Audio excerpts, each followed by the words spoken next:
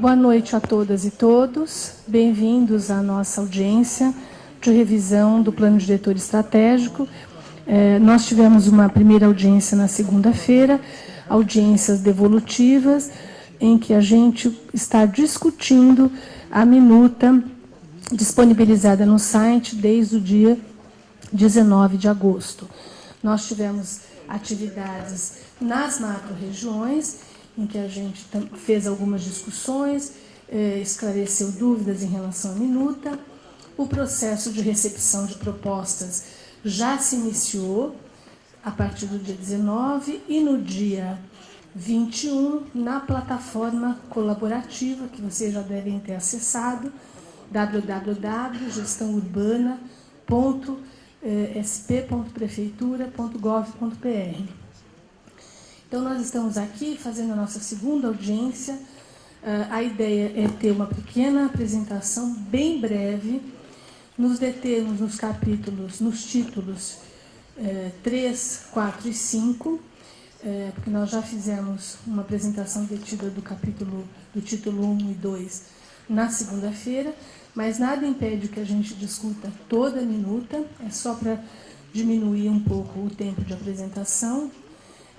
Todos receberam na entrada o plano diretor impresso, no jornal.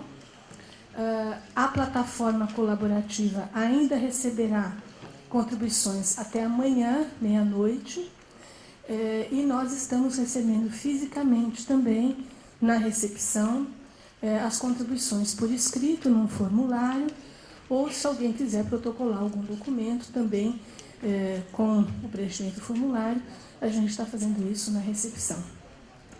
A ideia é, então, fazer uma pequena uma breve apresentação agora, e depois abrimos para as inscrições de fala. Pensamos em falas de 3 a 5 minutos, de modo que seja possível desenvolver a ideia, né, que a pessoa queira apresentar, e, nesse sentido, tomando o tempo que nós teríamos disponível, a gente inscreveria, a princípio, 20 pessoas, então até 20 inscrições. E vamos avaliando no decorrer, se o tempo não for totalmente consumido, a gente abre novas inscrições. A cada 5 falas, volta para a mesa, então, a fala, e a gente pode fazer alguns comentários breves também, porque a ideia é abrir mais espaço para que o público fale. Então, agradeço a todos a presença e passo agora a palavra para o secretário Fernando Mello, que fará, então, o início da apresentação. Obrigada. Boa noite para todos. A gente está aqui em mais uma possibilidade de conversa e debate. Como a Núria falou, o intuito hoje é a gente focar, não a totalidade da minuta, mas alguns títulos apenas. Eu vou fazer um breve... entretanto, vou fazer um breve apanhado geral, só para a gente contextualizar, mas, de fato, a fala vai focar na questão dos títulos 4 e 5, sendo que o título 5 a própria Núria vai apresentar. O que são esses títulos? A minuta está estruturada a partir desses 6 títulos, que vocês podem olhar. Na última audiência, a gente falou dos títulos 1 e 2, especificamente, entramos um pouco no título 4, eu vou retomá-lo, o foco de fato será o título 4 e 5, sendo que o título 3, na verdade, é uma descrição dos sistemas urbanos, de como eles funcionam, o que a gente chama de sistemas urbanos, tudo aquilo que, na verdade, é fundamental para o amparo e para o funcionamento de uma cidade, como, por exemplo, o sistema de abastecimento de água, todos os seus elementos, o sistema de drenagem, o sistema de saneamento, o sistema de transportes, etc. A gente está estruturando essa minuta de revisão do plano diretor a partir de uma visão de cidade, a partir de um projeto de cidade, que talvez seja uma das questões mais sensíveis de discussão, porque, afinal de contas, para além de um conjunto de instrumentos e de formas de gestão, a gente tem que saber, tem que ter uma visão de para onde dirigir o futuro da cidade, e para isso a gente precisa de um projeto que, de certa maneira, é um posicionamento a respeito que tem que ser muito, muito claro e muito vigoroso a respeito do futuro da cidade, né? Sem projeto de cidade não há instrumentos que dirijam o encaminhamento da própria cidade. E a gente está estruturando a minuta, a nossa visão está baseada a partir de 3 grandes estratégias. A estruturação metropolitana, a estruturação do desenvolvimento da cidade a partir da associação do sistema de mobilidade e as redes de equipamentos e das ações que vão incidir diretamente sobre a redução da vulnerabilidade. Para a gente retomar um pouco, o primeiro eixo propõe, na verdade, cada um desses eixos traz um conjunto de bem casados, digamos assim, né, de questões muito importantes que se relacionam diretamente. A questão da estruturação metropolitana, na verdade, é a identificação de um território que é absolutamente estratégico para São Paulo, que foi estratégico na sua história, na sua história de transformação de uma aldeia muito pequena, muito singela, no século XIX, em uma grande metrópole, que é a metrópole industrial que a gente vive, em pouco mais de 100 anos, né? E esse território é estratégico porque foi o território onde, prioritariamente, grande parte dos investimentos em toda a infraestrutura, a transformação técnica do território possibilitou que a cidade, de fato, se modernizasse, se transformasse. Como, por exemplo, todo o sistema de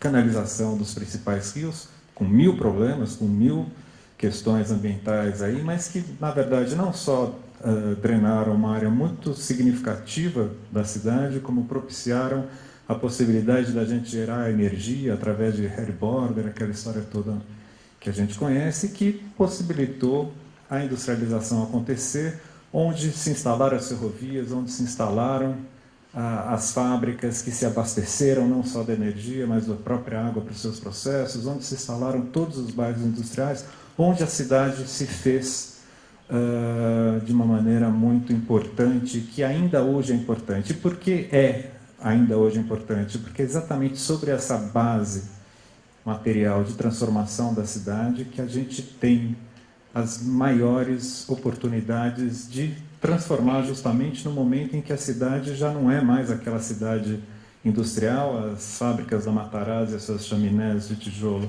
já não têm mais a importância que tiveram. A gente precisa, de fato, pensar que São Paulo a gente quer para o próximo, para esse século, né, para todo um conjunto novo de situação, onde a gente já não pode mais ter o caráter predatório dos recursos hídricos, como a gente fez com os nossos rios, onde a gente tem que rever a relação da cidade com o meio ambiente, onde a gente tem que introduzir conceitos, de fato, de sustentabilidade, mas onde a gente, por outro lado, também encontra as grandes oportunidades em áreas muito bem servidas, muito bem localizadas, desse grande patrimônio industrial subutilizado, passível de transformação, de oferecer novos modelos de desenvolvimento urbano, até porque, entre outros, é sobre eles que passa algo muito valioso, que é, por exemplo, a nossa rede ferroviária, hoje transformada não mais para carga, mas para passageiros,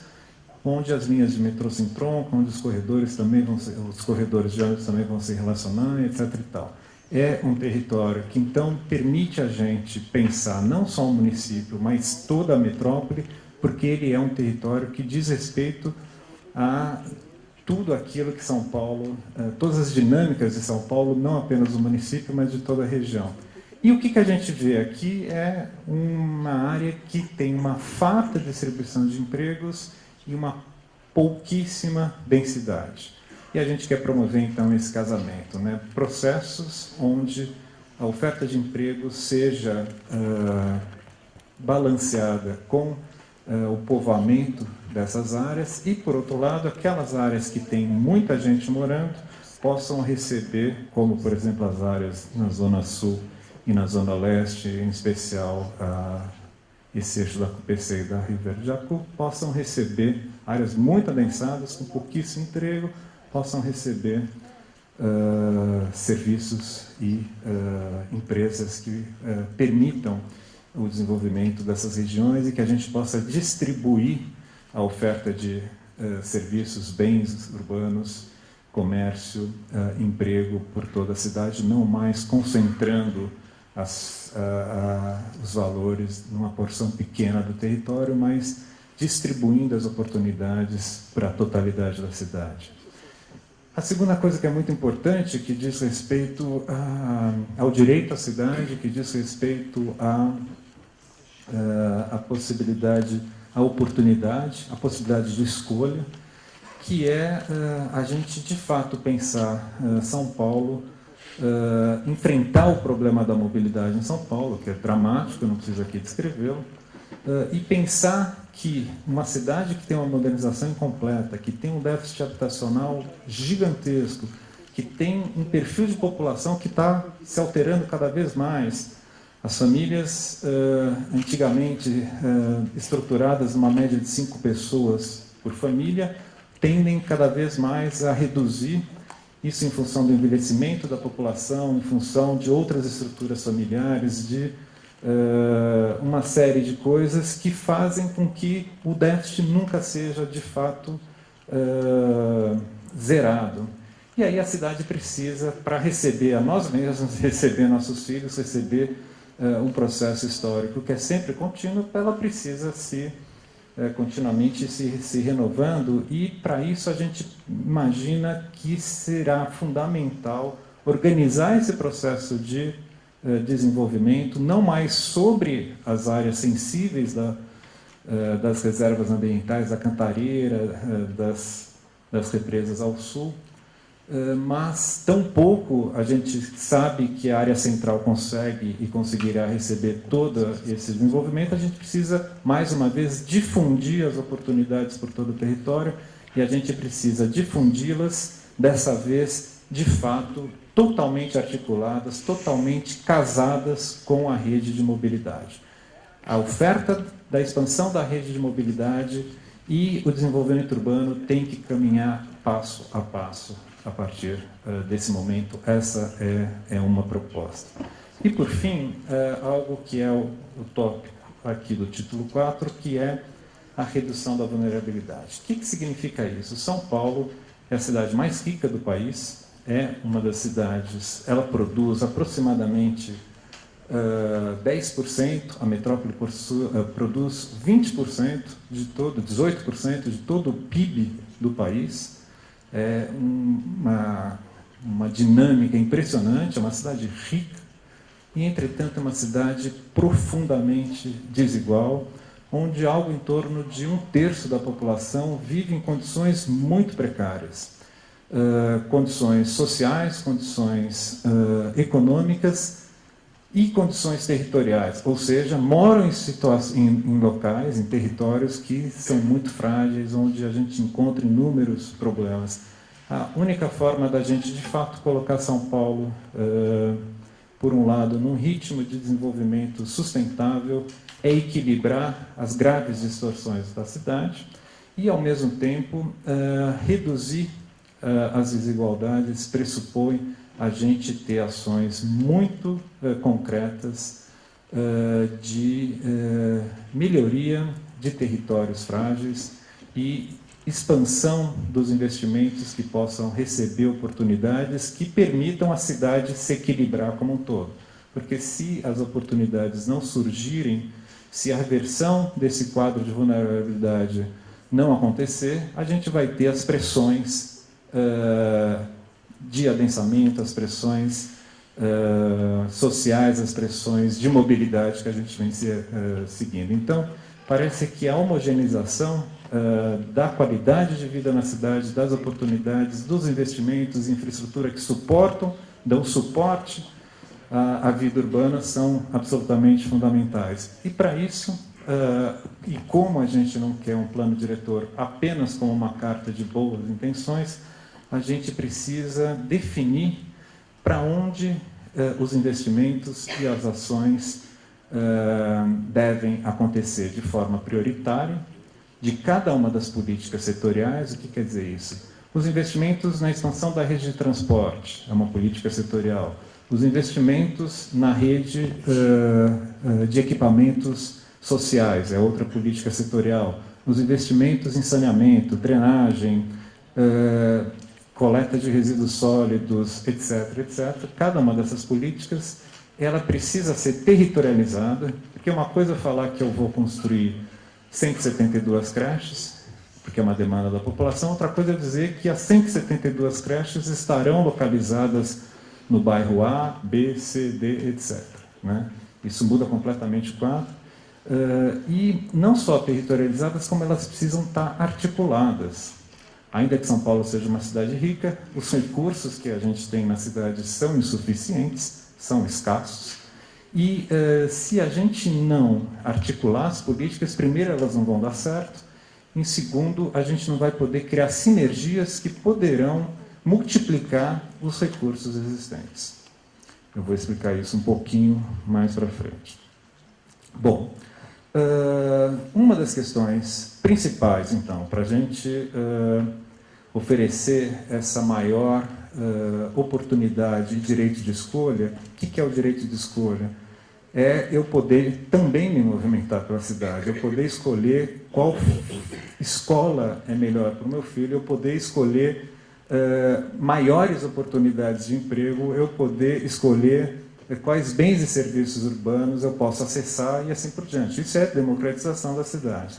Para a gente expandir essa malha, essa rede de mobilidade, evidentemente a gente vai ter que expandir também o sistema viário, não para colocar carro em cima dele, também, mas fundamentalmente para ele acolher os sistemas de mobilidade de transporte coletivo de massa e também os sistemas de mobilidade local não motorizados, que são cada vez mais importantes na vida da cidade e que são uma das demandas mais presentes vindas das propostas de todas as oficinas que nós fizemos, ou seja, calçadas qualificadas, ciclovias, etc.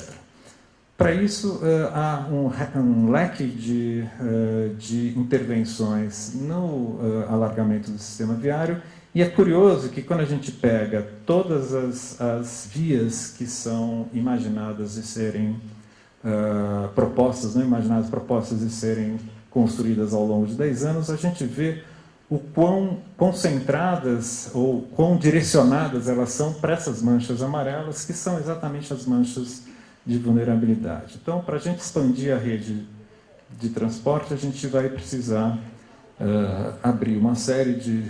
alargar, melhorar uma série de ruas como era de se esperar. Bom, uma outra coisa muito importante são os investimentos em esgotamento sanitário, né? E aí eles são importantes por várias coisas. Primeiro, por uma questão de dignidade, de eu, de fato, recolher o esgoto.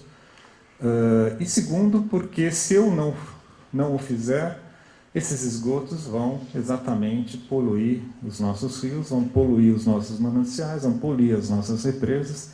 E a gente está numa situação dramática em São Paulo, onde a gente tem uma gigantesca metrópole perto da nascente de um rio e não da foz de um rio. Portanto, toda a produção de água da bacia do Alto Tietê não é suficiente para o abastecimento dessa população toda.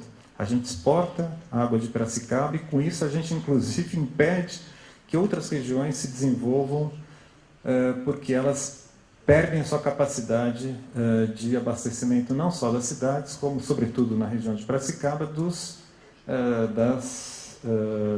das atividades econômicas de agroindústria, etc. E tal.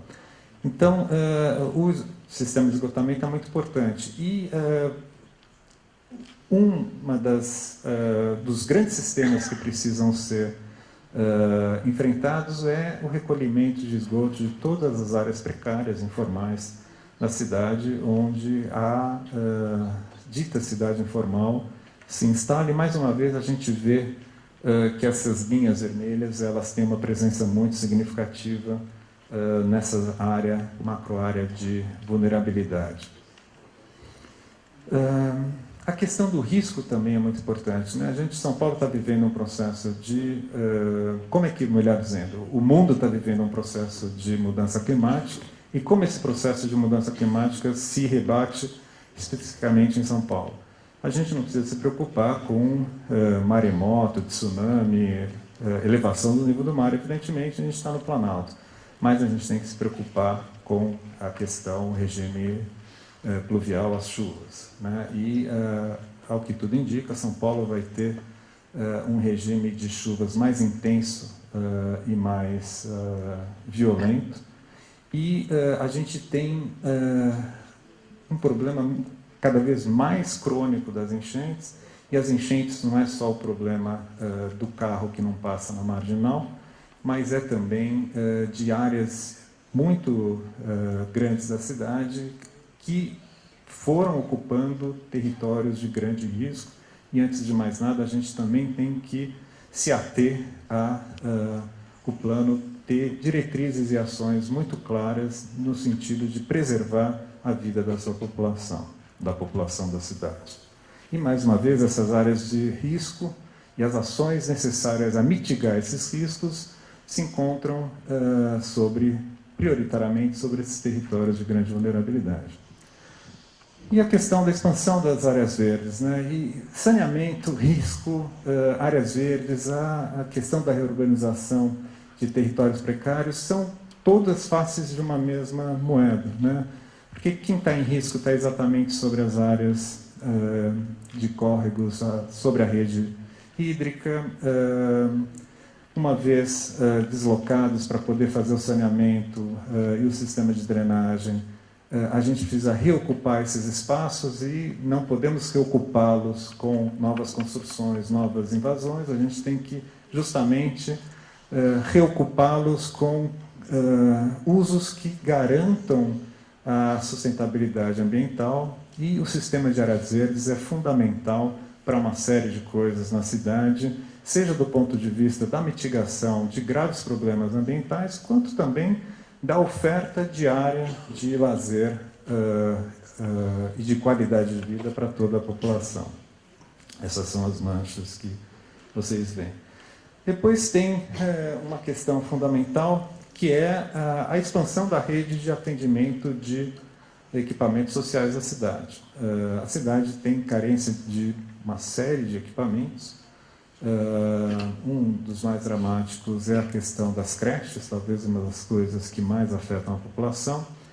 E isso tudo está devidamente mapeado, não no plano diretor, mas ao sistema de governo de São Paulo é bastante organizado em relação ao seu cadastramento. A gente tem uma ampla rede, mas a gente precisa dar um sentido para essa rede, a gente precisa continuamente não só renovar os seus espaços, seu patrimônio construído, que precisa ser renovado, mas também os programas que recebem. Não dá para a gente pensar um programa educacional, um programa esportivo, os programas de atendimento e assistência social estáticos ao longo do tempo.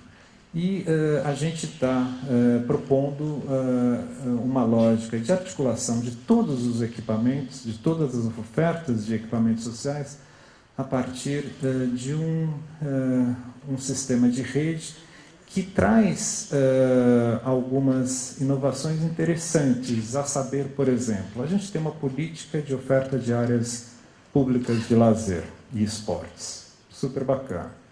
A gente tem uma política de saúde, atendimento à saúde, muito focada não na questão preventiva, mas focada na questão curativa. Eu fiquei doente, vou lá na UBS e vejo o que eu tenho. A gente tem uma população, por sua vez, envelhecendo.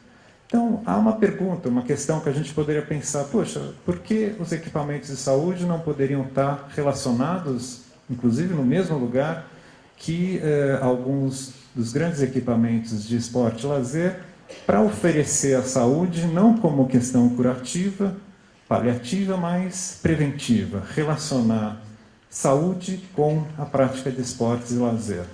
E para isso, é só um exemplo, a gente está concebendo redes dos equipamentos, que articulem os programas, que criem outras sinergias e que criem o que a gente está chamando de território céu, que são essas bolinhas que vocês estão vendo, que é uma ampliação da rede, onde a gente, de fato, deve dar um novo sentido, novas formas de atendimento à população, em constante renovação dos seus espaços e dos seus programas, sabendo que toda a rede de equipamentos é uma rede muito importante para a gente ir articulando centralidades de bairro, dando identidade para cada uma dessas localidades. Bom, a lógica, portanto, está que vocês veem aí no plano diretor. O título 3, que fala dos sistemas urbanos, vai descrevendo o que é cada sistema. Seria muito exaustivo a gente falar quais são os elementos de cada sistema. E no título 4, justamente, a gente vai colocar quais são as diretrizes e as ações de expansão desses sistemas e de estabelecimento de lógicas de articulação desses sistemas, que, na verdade, são lógicas também de articulação das políticas setoriais. Queria passar para a Núria para poder apresentar o título 5, que versa exatamente sobre o sistema de gestão e participação.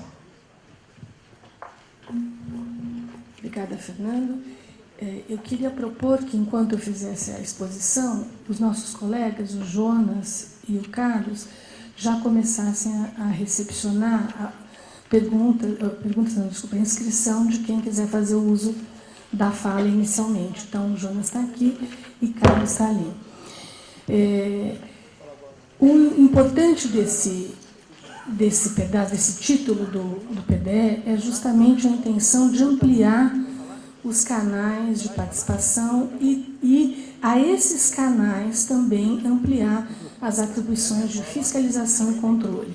Então, no caso do Conselho, a ideia é que a sociedade eleja os conselheiros. Hoje, quem conhece a estrutura do Conselho Municipal de Política Urbana sabe que ele não é um conselho eleito. Os membros da sociedade eles são indicados pelo poder público. Então, recepcionando as propostas, que inclusive vieram da conferência da cidade, a gente alterou isso para que os conselheiros eles sejam eleitos pela sociedade, pelos seus pares. Nós estamos ampliando os segmentos e de fato, tornando o Conselho Municipal de Política Urbana um paralelo do Conselho da Cidade na estrutura nacional. Então, a gente teria um conselho com representação dos vários segmentos da sociedade e a própria sociedade indicando os seus membros através de eleição, elegendo, portanto, os seus representantes na Conferência Municipal da Cidade. Claro que nós acabamos de ter uma conferência super importante, com quase 10 mil participantes. Então, uma vez aprovado o plano e o mandato desses conselheiros vencendo, a gente teria que fazer um processo transitório, porque a gente não pode esperar a próxima conferência, que vai ocorrer só daqui a 3 anos. Então, faríamos isso, e isso estaria previsto nas disposições transitórias. E, além disso, nós ampliamos, então, as atribuições do CMPU. De fato, até destacamos ali, entre outras coisas, só para destacar as coisas mais significativas, é a apreciação do relatório, dos recursos do Fundurb, a possibilidade de ele emitir resoluções aos órgãos municipais, às pastas municipais, para que elas, de fato, tenham como referência as ações prioritárias definidas no plano diretor para programar os seus investimentos, né? Entre outras coisas. A Conferência Municipal da Cidade, então, a gente incorpora como um instrumento importante de participação da sociedade, que discute tanto a política estadual e nacional no sistema, mas discute fundamentalmente também a política de desenvolvimento urbano municipal, elege o Conselho. Colocamos também como uma novidade que não estava prevista no plano de 2002, a possibilidade do poder público desenvolver atividades formativas, né, para a sociedade em relação às políticas de desenvolvimento urbano. Em relação também previmos lá, incorporando as sugestões que vieram do processo participativo, que a lei de diretrizes orçamentárias, o plano plurianual, o programa de metas, respeite e tome como referência sempre aquelas questões colocadas no PDE, porque a ideia é que o plano diretor estratégico deve ser encarado como uma política de Estado, que deve ter uma continuidade independente de gestão administrativa. Portanto, a gestão eleita deve sempre ter em mente este plano, e o que é colocado naquele plano, para estabelecer as suas ações prioritárias. Além disso, a gente aprimorou também, em função das sugestões da sociedade, todo o sistema de informações. A ideia é que a gente tenha, de fato, um sistema que monitore, né, as questões colocadas no plano diretor, a execução, a implementação disso, anualmente, compare isso com a lei orçamentária e faça esse acompanhamento constante para que, quando a gente tiver que fazer a revisão do plano, a gente tenha um acúmulo de dados, de informações que facilite essa revisão, né? Que fundamente essa revisão. E que isso esteja disponível para a sociedade de forma bastante clara e transparente. Hoje, o mecanismo que a gente tem de uma abrangência maior, que tem uma capacidade de capilaridade, é o sistema através da informação via internet. Mas a ideia é a gente também promover outros espaços de informação, e um deles, inclusive, é a articulação com os conselhos, né, com os demais conselhos setoriais, né, e o conselho, hoje Conselho Participativo da Subprefeitura, que futuramente poderá ser substituído pelo Conselho de Representantes da Subprefeitura, que também seria um foco, né, de informação e de controle desse instrumento. Pois bem, então eu fiz aqui apenas um breve relato do que a gente considera fundamental e que foi, de fato, incorporado do processo participativo. E lembro vocês, então, aquilo que eu disse inicialmente, que nós ainda estamos recebendo, acolhendo as sugestões de alteração dentro da minuta participativa. Quem já acessou viu que nós